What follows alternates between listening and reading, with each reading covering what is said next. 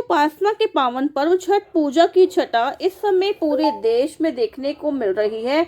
आस्था और श्रद्धा के इस अनोखे संगम में आज छठ पूजा के तीसरे दिन श्रद्धालुओं ने संध्या अर्घ्य अर्पित किया। इस अवसर पर वार्ड 18 नसीरपुर अम्बाला हिसार रोड स्थित पूर्वांचल छठ महापर्व सेवा समिति अम्बाला द्वारा 13वां छठ महोत्सव बड़े ही धूमधाम और भव्यता के साथ मनाया गया। महोत्सव में मुख्य अतिथि के रूप में भाजपा जिलाध्यक्ष मनदीप राणा, भाजपा नेता रितेश गोयल, पार्षद सदूल सिंह, मंडल अध्यक्ष गुरविंदर सहित अनेक गणमान्य व्यक्ति, समाजसेवी और भाजपा कार्यकर्ता मौजूद रहे। उनके आगमन पर समिति सदस्यों ने पुष्पगुच्छ भेंट कर गर्मजोशी से उनका स्वागत किया। संध्या के समय छठ घाट पर मंत्रोच्चारण और पारंपरिक गीतों की गूंज के बीच श्रद्धालुओं ने अस्ताचलगामी सूर्य को अर्घ्य अर्पित किया। महिलाओं ने पारंपरिक वेशभूषा में सज कर कांचा ही बांस के बहंगिया और सूरज देवता हाथी के गोरी जैसे लोकगीत गाते हुए पूजा अर्चना की पूरा वातावरण भक्ति, आस्था और सकारात्मक ऊर्जा से ओतप्रोत नजर आया।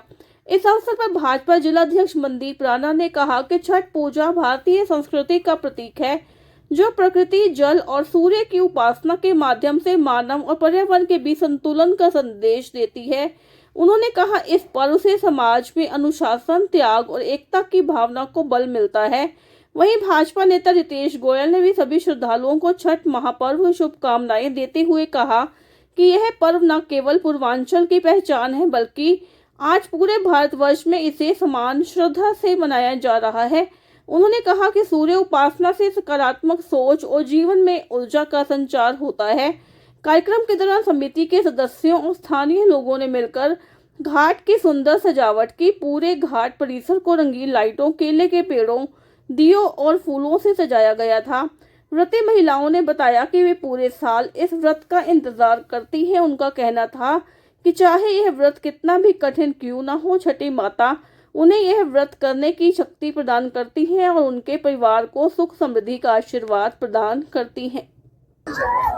मैं आज सभी अम्बाला वासियों को, सभी देशवासियों को और छठ मैया की पूजा के शुभ अवसर पर बहुत बहुत बधाई देना चाहता हूँ और सबको शुभकामनाएं देना चाहता हूँ कि माता छठ मैया का आशीर्वाद पूरे अम्बाला पे, पूरे देश पर बना रहे और सब लोग सुख समृद्धि से जिए।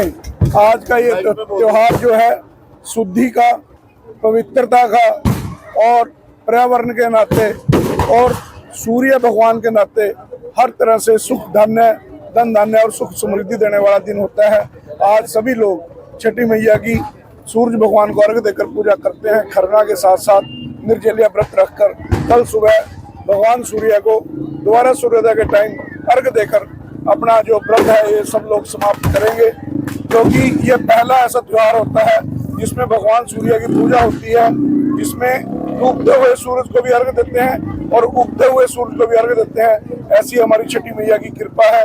मैं पुनः फिर छठी मैया से प्रार्थना करूंगा कि वो अपने आशीर्वाद भरा हाथ अम्बाला वासियों पर, देशवासियों पर बनाए रखें और सबके घरों में सुख समृद्धि हो, धन धान्य हो।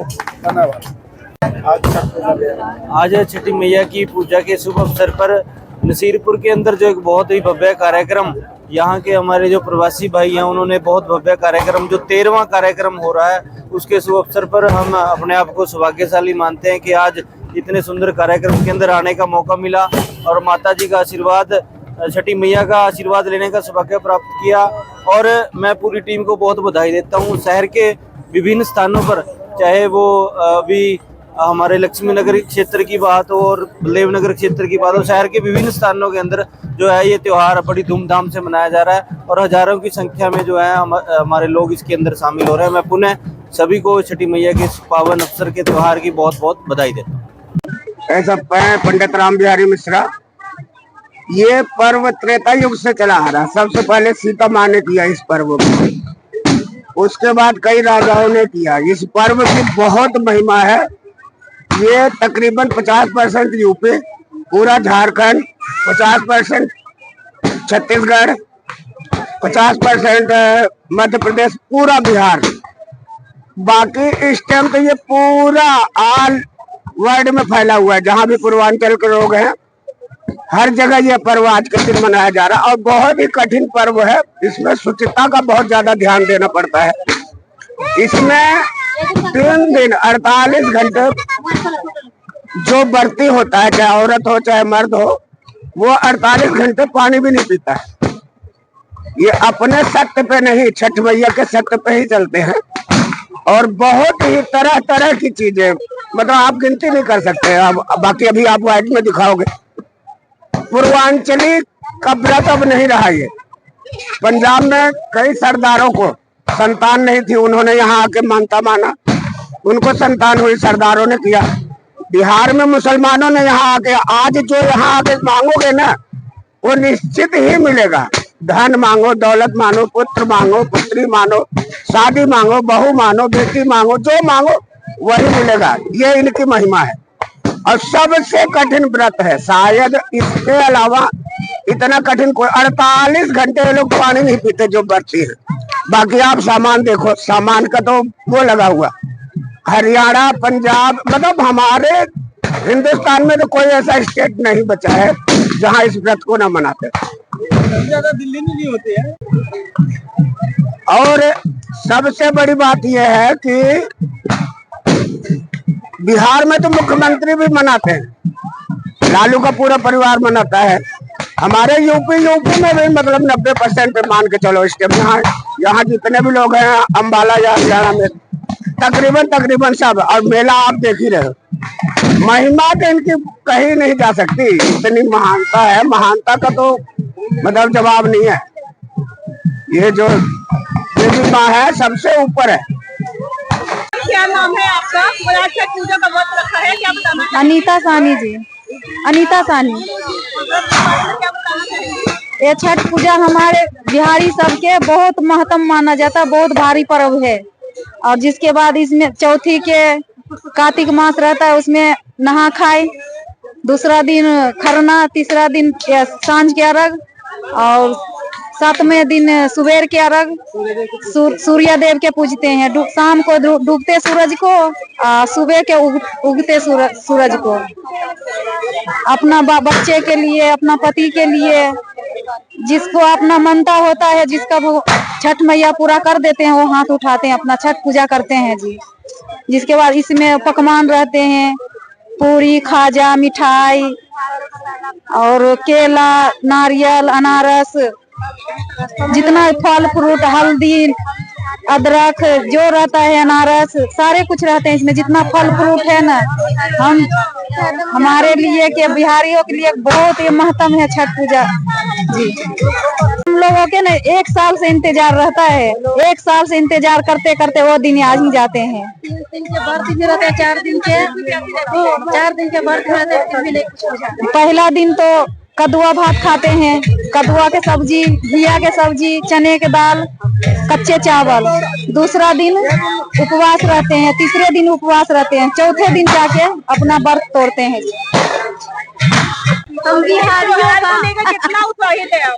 बहुत खुश हैं जी, बहुत ज्यादा हम लोग खुश हैं। ना तो भूख लगते है, ना प्यास लगते है।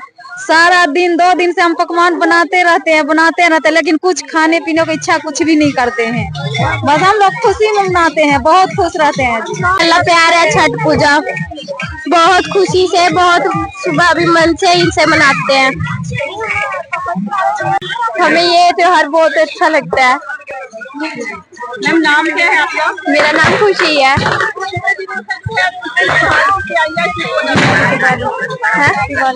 दिवाली के बाद होती है, ये बहुत खुशी का त्योहार होता है ये हमारे लिए।